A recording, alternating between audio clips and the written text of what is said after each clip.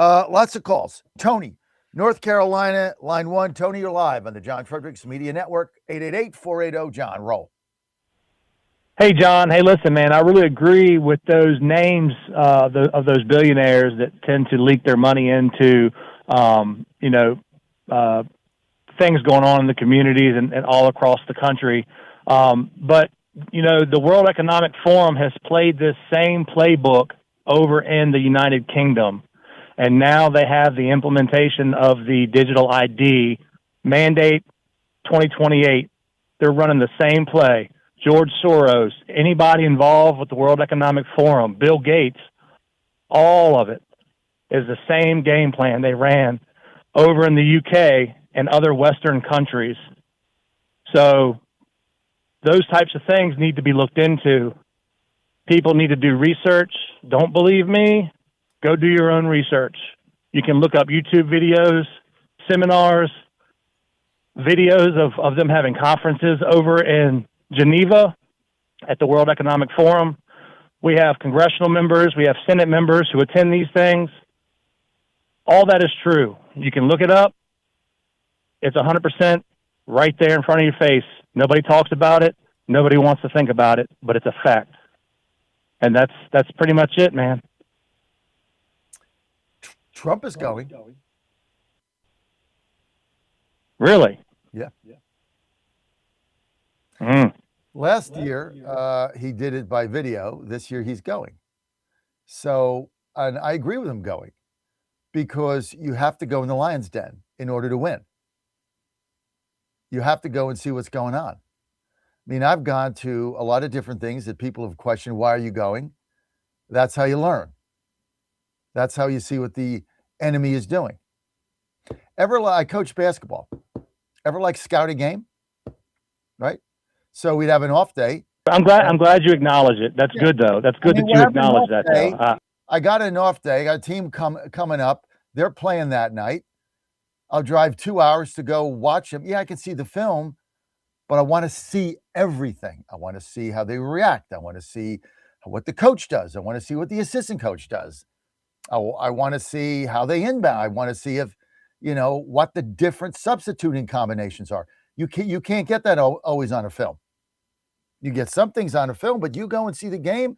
You go sit in the stands. If you're playing, especially if you're going to play on the road, you want to go see what the atmosphere is. That's how you learn. That's how you get better. How do I beat him? That's why Trump is going. I haven't gone to Davos, but I've gone to many, many things that people say, why are you going that? It's all liberals or this or that. You know what? Got to see what the other side does to beat him, dude. That's true. That's true. Trump's got the balls to tell them to all stick it up their ass. That's why he's going there. Bring it. All right, John, you have a good day. All right, bud. Thank you. Okay, let's get to, thank you, Tony. Let's get to Johnny in Jersey, line 2. Johnny, you're live. Johnny, how are you, buddy? Good, John. Man, did you nail it today.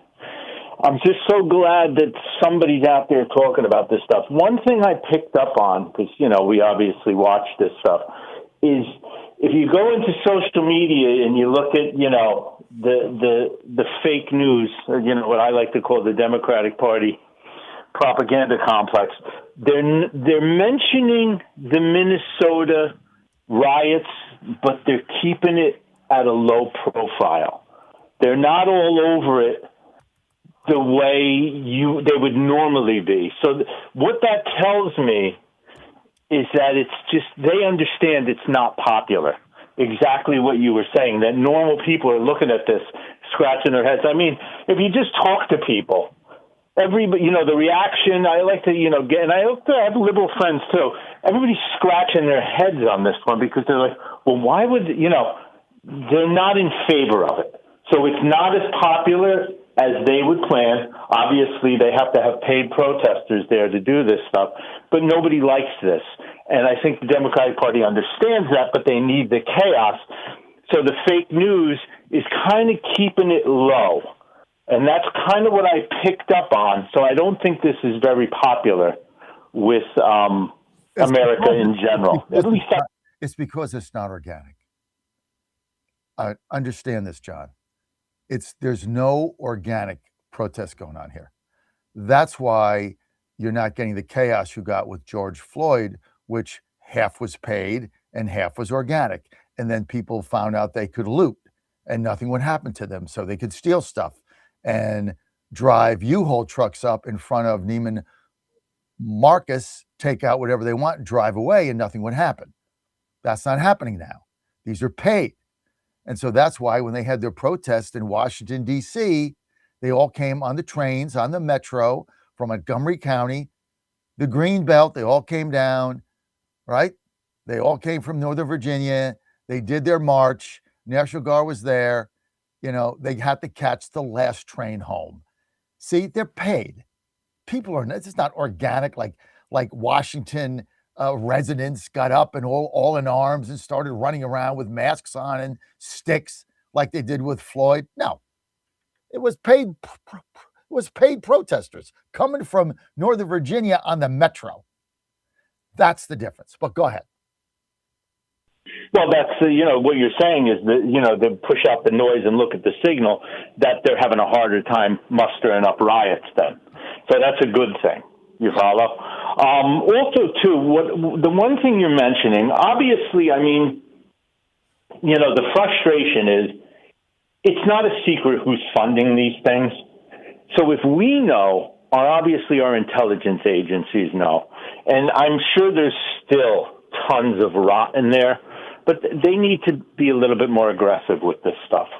And we just have to wait back and see. You know what I mean? I'm tired of complaining. I'm going to give them the benefit of the doubt. I have complete and total trust in Donald Trump. I have a feeling that if they don't start moving, they're going to start feeling some heat. I was listening to Bongino, and he was mentioning certain things, when he came out of the FBI, that the Trump administration is no nonsense. You get it done or you're gone. So I think they're probably at the edge. And, the fact that James Comer is complaining about our, AG, I mean, that's kind of, you don't get any worse than that. You know what I mean? I think I actually sent you a text on that one. Bottom barrel. You have hit catfish, bottom of the sea, when you got James Comer, who does absolutely nothing, complaining about Pam Bondi, saying she does less than nothing. You are really scraping the worms. No, you really hit bottom when that's the case. So, I mean, they really, we have to start seeing. You can't get any lower than that. It's like, she could walk under a snake with a top hat. I mean, you just can't get any lower than that. James Comer's done nothing in the 7 years he's been there, calling out Pam Bondi. Now, that to me is hilarious. That means you're really scraping. You're really. I don't know if you come back from that one, but I mean, the bottom line is, all kidding aside, this is some serious stuff, and we just need to see some serious accountability. The bottom line is the entire Minneapolis thing is a diversion away from the fraud. They're trying to, that's one of the elements of what they're trying to do, is they're trying to get us to stop looking at the fraud. And I don't believe we're going to do that. So kudos to the administration. John, you have a great day. My best to your wife, Michelle. Talk soon. Just a very quick word from our sponsors. I've got Steve in Virginia. I've got Rob in New York. I've got a couple lines open.